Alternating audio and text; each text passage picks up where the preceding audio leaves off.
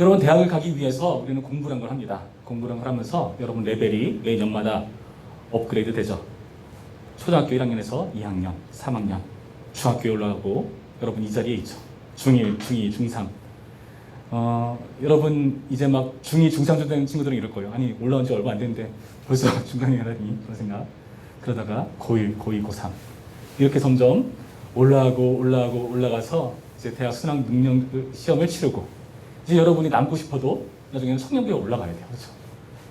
여러분이 나이는 청년이 됐는데 중고등부에 왜 여기 나오겠다 하면은 거기 안 되잖아요. 그렇죠? 그러니까 여러분이 점점 그 어떤 신앙의 단계에 맞춰서 그리고 공부의 단계에 맞춰서 인생의 단계에 맞춰서 점점 올라가게 돼 있어요. 이게 여러분 인생의 흐름입니다.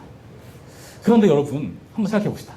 점점 인생을 1년 지나가면서 여러분이 계속 올라가야 되는데 반대로 내려간다.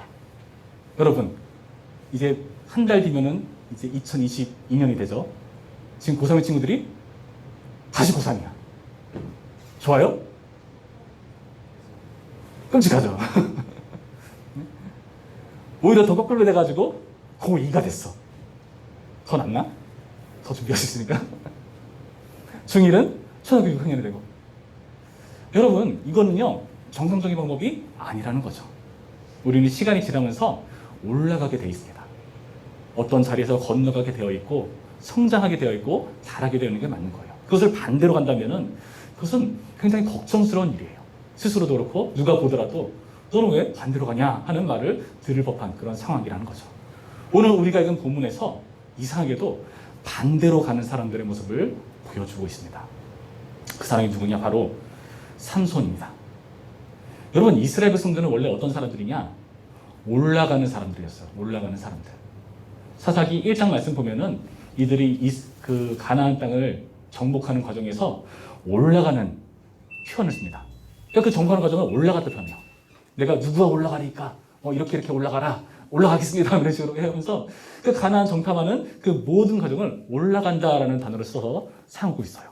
근데 오늘 본문을 보시면 정반대 표현이 계속해서 등장하죠.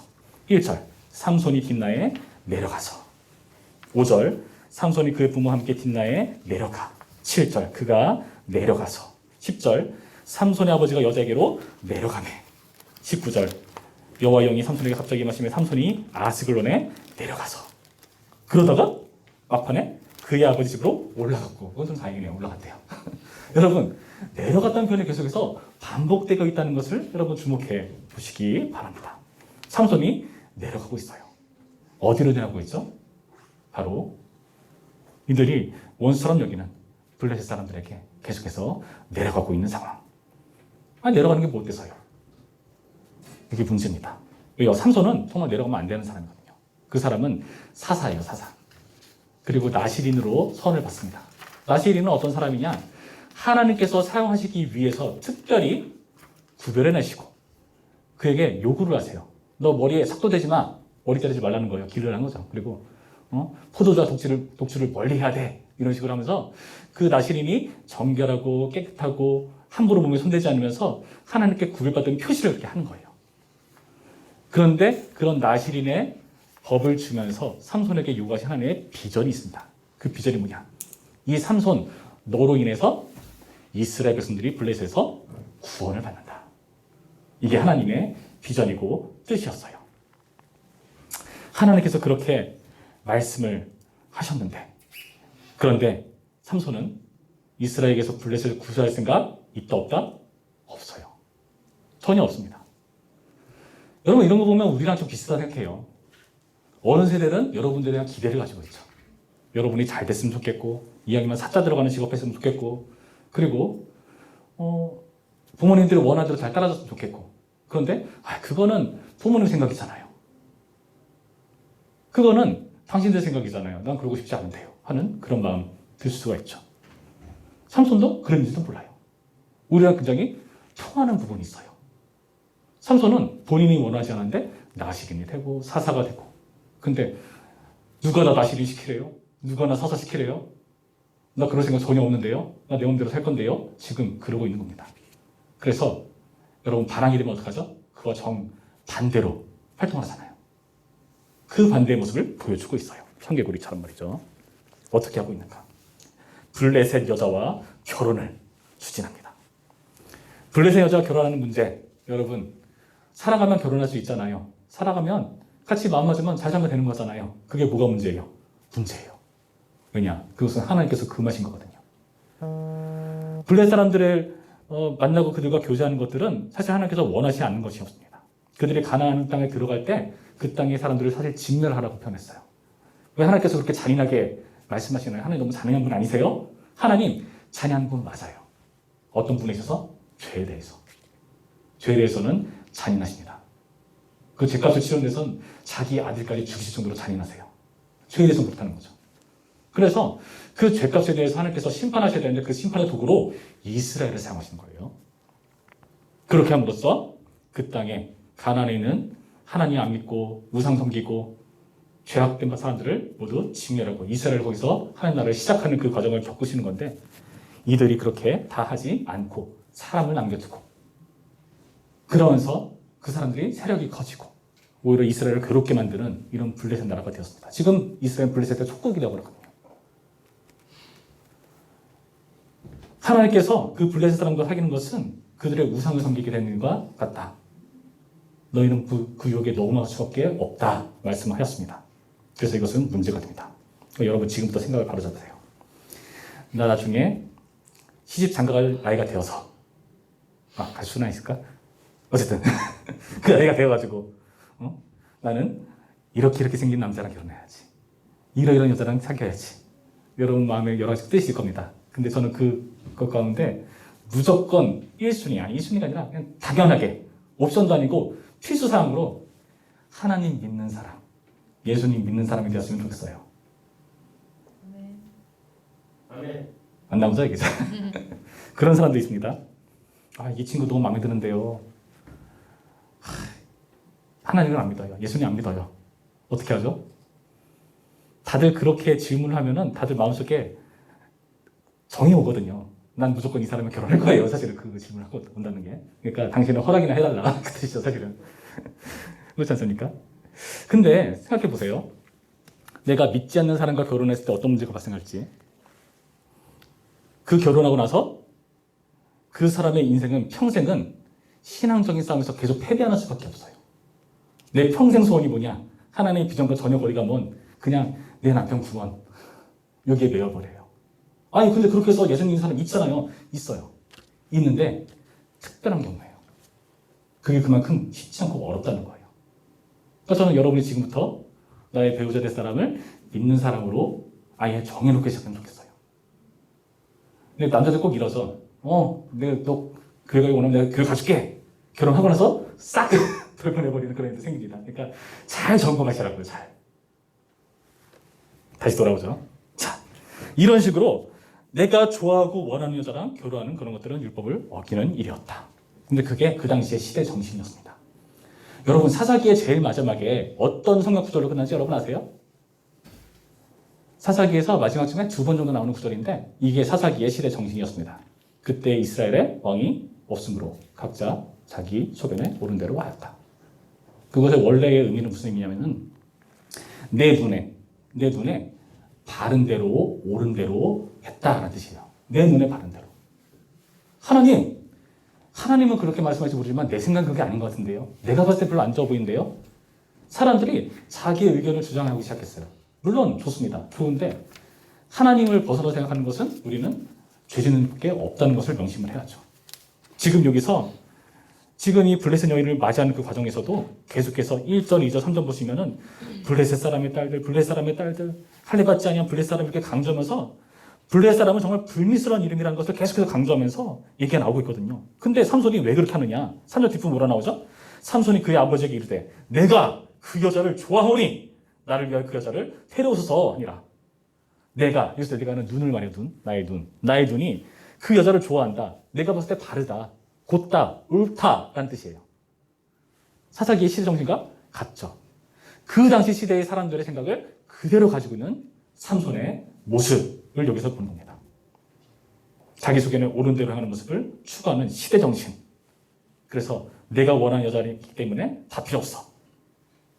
그런 모습을 보여주고 있는 것. 어떻습니까? 블레셋을 무찌르는 사람이 아니라 오히려 블레셋을 사랑하는 사람처럼 보이지 않습니까?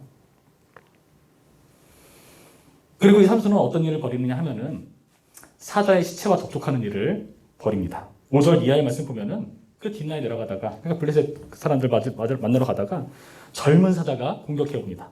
그래서 그 젊은 사자를 무찔러요. 6절 보시면은 그 사자를 염소 새끼를 찢는 것 같이 찢었다. 뭐 정당방위 차원에서 그럴 수 있습니다. 문제는 뭐죠? 그 다음에 그는 자기 행한 일을 부모에게 알리지 아니하였다. 왜 안 알렸을까요? 더 웃긴 건 뭔지 아세요? 7절 그가 내려가서 그 여자와 말하니. 원문을 보시면 어떻게 표현되냐면은 여기서 부모에게 말하지 않았다. 그리고 여자에게 말했다예요. 원문의 뉘앙스를 보시면. 그러니까 되게 그죠? 부모한테 말 안 해. 근데 내가 좋아하는 그 여자한테 말해. 누구랑 똑같죠? 지금 그런 모습을 보이고 있는 것. 그리고 9절. 나중에 그 사자의 몸에서 벌떼와 꿀이 생기니까 그것을 길러가지고 부모에게 먹게 합니다. 손으로 그 꿀을 떠서 걸어가며 먹고 그의 부모에게 이르러 그들에게 그것을 들여서 먹게 하였으나 그 꿀을 사자의 몸에서 떠왔다고는 알리지 아니하였더라. 자, 삼손은 왜 엄마 아빠한테 그 얘기를 하지 않았을까요? 여러분 입장에서 생각해봅시다. 여러분 입장에서 엄마 아빠한테 어떤 걸 말 안 합니까? 뻔하죠? 잘못한 거, 그렇죠? 그리고 괜히 말해봤자 나한테 좋은 데다 들어올 리가 없는 거, 그렇잖아요? 삼손이 지금 그런 거예요. 왜냐? 나시린이거든요. 부자한 곳에 가까이 하면 안 되고 그 율법에서도 시체를 만지면 안 되는 거예요. 정결함을 지키기 위해서. 근데 어기고 있는 모습. 근데 블레셋 여자한테 맞아. 왜요? 거기선 괜찮거든. 내가 말하면 이해해주거든. 나도 그래. 나도 너 생각 이해해. 이렇게 해주거든요. 지금 그런 모습을 보여주고 있으면서 죄악을 은닉하고 더 웃긴 건 뭐죠? 그 꿀을 엄마한테, 아빠한테 드리면서 그 죄악을 전염시켜요. 그렇게 부모를 배반하는 모습을 보여주고 있습니다. 그리고 또 어떤 일을 하는가? 10절 이하의 말씀을 보면은 삼손이 결국 결혼을 합니다. 그런데 어떤 일을 하는가? 삼손의 아버지가 여자에게로 내려가매 삼손이 거기서 잔치를 베풀었으니 창들은 이렇게 행하는 풍속이 있음이더라. 자, 잔치를 베풀었대요. 잔치 베푸는 거 좋습니다. 결혼하는데 잔치를 베풀어야죠. 그런데 여기서 원래 잔치의 뉘앙스가 원래 원문에서는 술잔치를 말해요. 술잔치. 자, 나시리는 뭐라고요? 포도와 독주를 멀리한다. 근데 역시 어기지 않는 모습. 근데 이렇게 하는 거에 뒤에 뭐라 붙어 있죠? 그게 그 당시에 성도들이 이렇게 하는 게 풍속이 있었대요. 자, 우리랑 너무 비슷해요. 우리도 성경에서 아무리 금지하고 원하지 않는 거고 부모님이 싫어하는 거 이런 건데 다들 그렇게 한대 뭐. 나만 안 하면 이상해지잖아요. 나만 안 하면 상쾌하잖아요. 쟤들 다 하는데 나만 이러면 안 돼요. 학교 가서도 막 얘기하도 다 이런 얘기하고 있는데 왜 나만 거기서 소외돼야 됩니까? 그런 우리의 모습들 그대로 비춰주고 있는 모습. 자, 이런 걸 보면 삼손은 너무나 우리랑 똑같아요. 너무나 똑같아요. 그런데 그런 술자리를 가지니까 어떤 일이 발생합니까? 술 마시고 취하니까 이상한 일을 벌이기 시작해요. 수수께끼를 냅니다. 거기 블레셋 사람들이랑 내기를 하죠. 수수께끼를 내서 맞추면은 내가 너한테 선물 줄 거야. 근데 너네 못 맞추면 너네가 나한테 선물 줘야 돼. 그렇게 하면서 얘기를 합니다. 그랬더니 블레셋 사람들이 그 삼손의 아내를 협박하면서 이거를 알려달라. 그랬더니 17절에 7일 동안 그들이 잔치할 때 그의 아내가 그 앞에서 울며 그에게 강요하므로 7째 날에는 그가 그의 아내에게 수기를 알려주매 그의 아내가 그것을 자기 백성들에게 알려주었더라. 자, 너무나 사랑하는 여자가 울면서 7일 동안 이렇게 말하면은 누가 말 못 안 하겠습니까? 다 말하죠. 그러니까 어떻게 되죠? 그 말을 결국에 알려주는 모습. 부모님한테도 알려주지 않은 것을 결국 아내한테도 알려줬는데 아내가 한 것은 뭐죠? 배신이나 배반. 배반해가지고 결국 수수께끼를 맞추는 모습. 자, 블레셋 사람을 그 유행을 따르면서 그들을 추진했는데 그 과정은 뭐다? 블레셋 사람들에게 배신당하는 일밖에 다른 것이 없었다는 겁니다. 그래서 그 배신에 대해서 19절에 보복을 합니다. 여호와 영이 삼손에게 갑자기 임하심에 삼손이 아스글론에 내려가서 똑같이 블레셋 지역이에요. 그곳 사람 40명을 쳐 죽이고 노력하여 수수께끼 분자들에게 옷을 주고 심히 도하여 그의 아버지 집으로 올라갔고. 블레셋 사람들을 치는 모습. 그러니까 배반에 대한 보복을 하는 거죠. 그리고 20절에는 아내를 잃게 되는 모습을 보여줍니다. 그의 아내는 다른 친구에게 중과되었다. 나중에 15장 넘어가시면은 이 여자의 아버지가 다른 사람에게 준 것으로 이렇게 설명을 해줍니다. 자, 아내를 잃고 있죠. 자, 삼손은 블레셋을 사랑하고 블레셋을 흠모했던 사람이고 그 방식대로 하려고 애쓴 사람입니다. 자, 그렇게 해서 그 결과가 어떻죠? 블레셋에서 돌아온 건 결국 배신, 배반.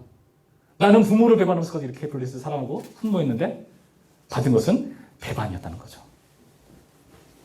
근데 감사하게도 이런 삼손에게 배신 안 하시는 분이 계세요.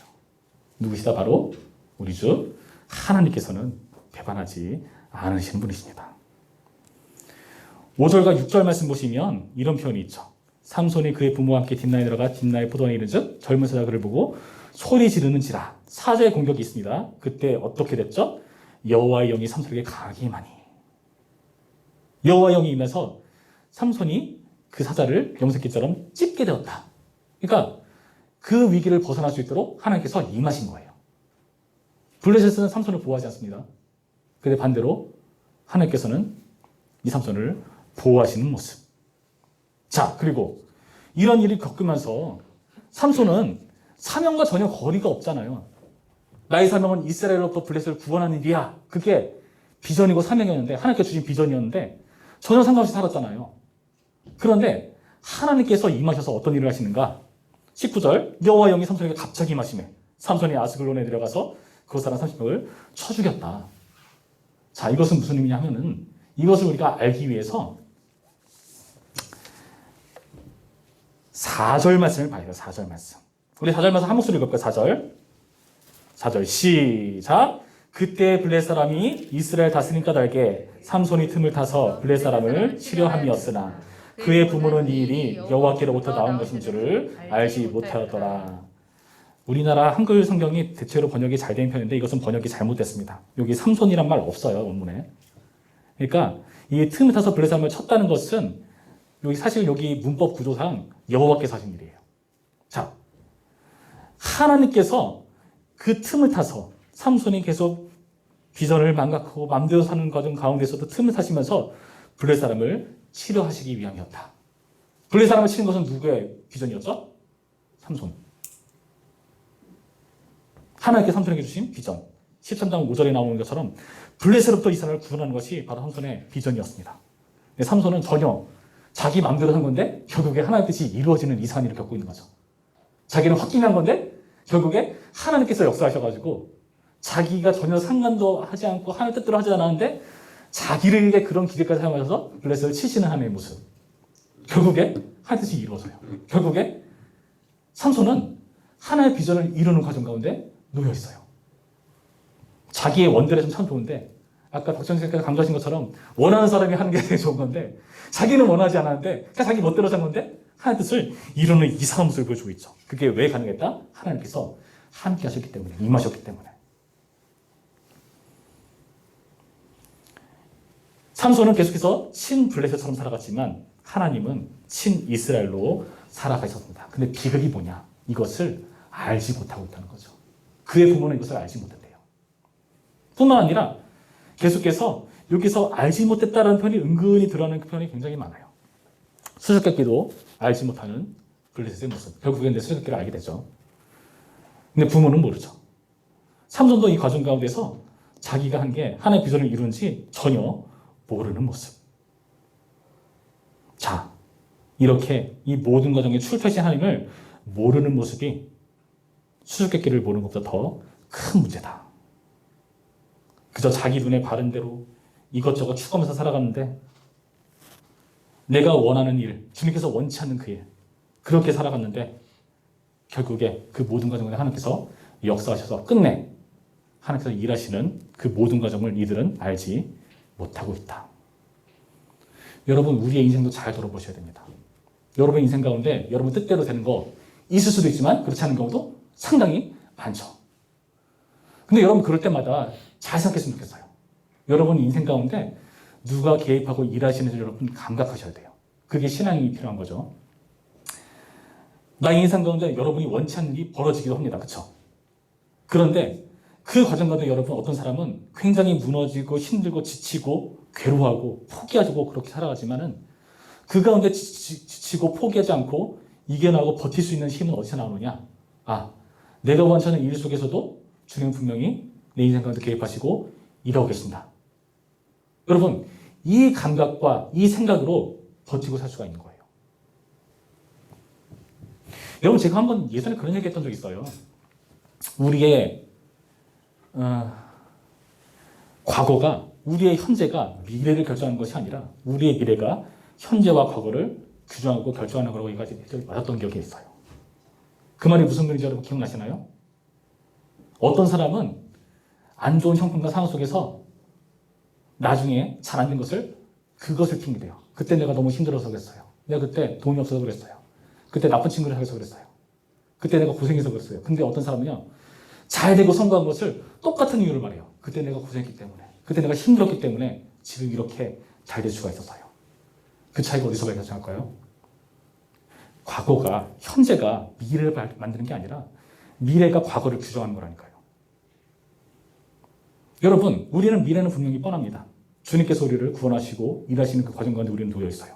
그렇다면 그 미래를 보는 신앙으로 현재를 해석할 줄 알아야 되는 거예요. 그렇게 따지면 여러분, 불평물밖에 나올 게 없거든요. 아, 코로나 왜 하필 나 때? 아니, 내가 환경오염 일으킨 것도 아니고 다들 윗세대들이 잘못한 건데 왜 나 때 이것을 그대로 당해야 되는가?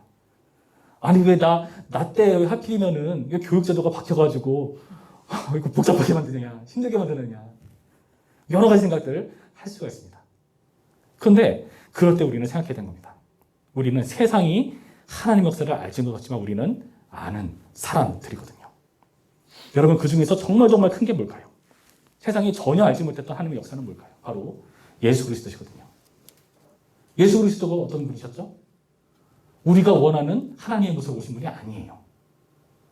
강력한 아게스로부터 우리를 구출하기 위해서 멋지게 용사의 모습, 왕의 모습, 멋진 통치자의 모습으로 오실 것을 기대했는데 그 메시아라는 사람이 와서 십자가 달려 죽는다? 사람들이 그 예수님 말씀 하시고 나서 다 떠나갔잖아요. 호산나 다윗의 손에 찬송하던 사람들이 돌변해가지고 십자가 갖고 죽으라. 차라리 가룟유다를 빼달라. 그렇게 말하는 사람 바뀌잖아요. 왜요? 배신당한 것처럼 느껴졌거든요. 하나님께 그렇게 느껴질 때가 있거든요. 여러분, 그때 생각하시는 겁니다. 그렇게 정말 말도 안 되고 내가 원치 않는 상황이지만 그것을 통해서 하나님 놀라운 역사를 이루시고 일하시는 하나님이시라는 것.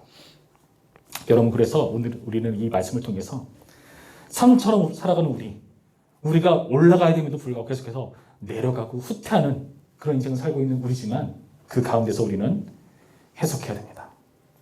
하나님, 나는 계속해서 주님을 떠나서 내려가고 있지만 주님은 그런 우리를 올라가도록 일하시고 계시는군요. 이전은 알지 못해서 좀 힘들겠는데 그러나 주님의 역사를 내가 이제 읽고 해석했기 때문에 지금 이 자리에서 주님과 한 걸음 다시 올라가기로, 도약하기로 다시 합니다. 결심합니다. 여러분, 이러한 마음이 우리 가운데 생기기를 바랍니다. 절망시대라고 합니다. 좋은 때는 없어 보입니다. 여러 가지 것들, 불평만들 우리는 계속해서 쏟아져 나옵니다. 그러나 그 가운데서 일하시고 역사하시는 하나님의 그 놀라운 뜻을 여러분 읽어내시길 바라고요. 알고 계시길 바랍니다.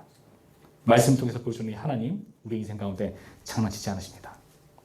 우리를 꼬북만 쪽쪽 빨아먹고 버려버리는 그런 하나님은 아니세요. 넉넉하신 분이시고요.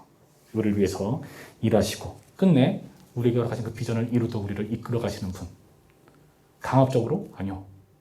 기다려주시고 때로는 져주시고 때로는 네 맘대로 해봐 라고 하시면서 끝내 주님께서 우리 가운데 다가오시고 설득하시고 그분의 인격을 보여주시고 우리가 그분께 항복하면서 점점 주님의 뜻에 맞게 기울어져 가는 것. 여러분, 그 길을 포기하지 않는 우리 모두가 되기를 주님의 이름으로 축원합니다. 네.